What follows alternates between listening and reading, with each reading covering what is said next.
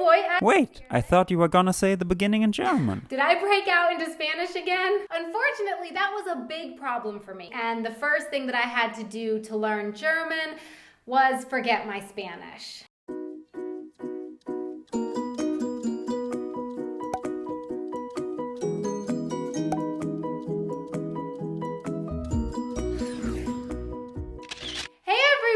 I'm Donna, and you're watching Wanted and Adventure Living Abroad. There are, of course, people out there who can speak 4, 5, 6 foreign languages interchangeably. And to those people, I say, wow, that's really awesome. Unfortunately, I'm not one of them. I grew up in South Florida, and I studied Spanish for about 12 years, and then I studied abroad in Spain during college. I was pretty fluent in Spanish by the time I graduated university, but then I learned German. I really tried my best to hold on to the Spanish as the German came in, but I just found it impossible. I kept mixing the two languages up all the time, and eventually I realized that the only thing I could do if I really wanted to learn German was to push the Spanish back into the far recesses of my brain. But with the Spanish language out of the way, there was then room for the German language to enter. So then the next thing I did was fall in love.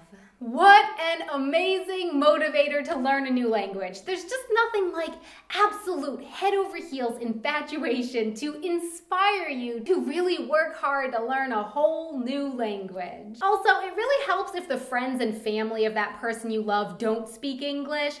After a few awkward, silent get-togethers, yeah, you'll be motivated. Once I had that motivation, it was time for me to do a language course. I was still living in Prague at the time, so I didn't sign up for an actual course in a school, but rather I just started with one of those books that comes with a CD, and I did the exercises and just sort of taught myself the first few bits the best that I could. But I was really only able to get through the first few lessons on my own before I started having questions that the book just couldn't answer. So when I moved to Germany, my first order of business was to sign up for an intensive German class. For 2 months, I went to school 4 hours a day, and then in the evening, I did exercises and homework for the class. The first month was okay, but by the second month, I have to be honest, there were a few rough evenings that I spent crying and telling Mr. German Man how horrible the German language was and that it made no sense, and I'm really sorry, Mr. German Man. Es tut mir leid, you can tell me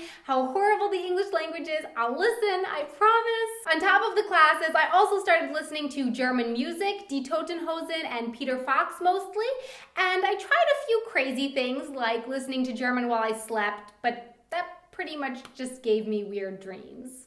Oh, and one day Mr. German Man came home to find that I had attacked our apartment with masking tape. I'd labeled everything. Der Tisch, die Fernbedienung, das Waschbecken, and all color-coded too. So feminine nouns were red, masculine blue, and neutral green. And to learn the body parts, I created a poster of a gender-neutral person, which we hung on our wall for several months until we decided it was really just too creepy to have up there anymore. I also watched movies in German, but I picked movies that I already knew by heart in English. The only thing I found frustrating was that if I turned on the German subtitles and watched the movie in the German language, the words didn't match up. So what they said dubbed over in German wasn't the same as the German subtitles. And that's one of the great things about the videos on the Easy Languages YouTube channel. The subtitles match what the people are saying. I also had one of those tearaway phrase-a-day calendars, but my favorite trick or tip for learning German would be reading. I started with kids' books, but I eventually got bored of those. Sorry, Piggledy Wiggledy. And so then I started reading adult books. But I would only buy the books for which you could also buy the unabridged German audiobook. Then I'd sit and read the book and listen to the audiobook at the same time. So again, I would hear the words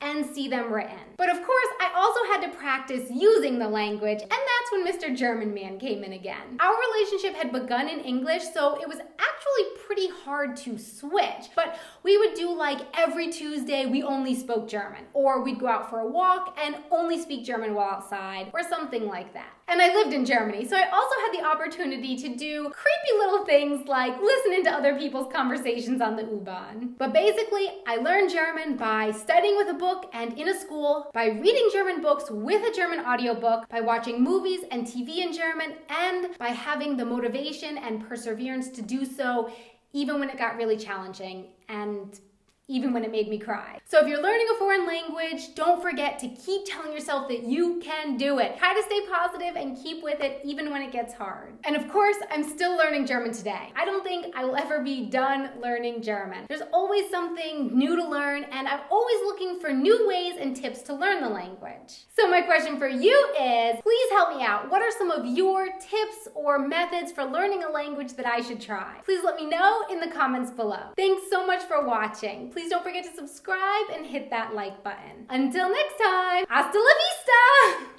So my question for you is, please help me out. What are some of your questions or methods? So my question for you is,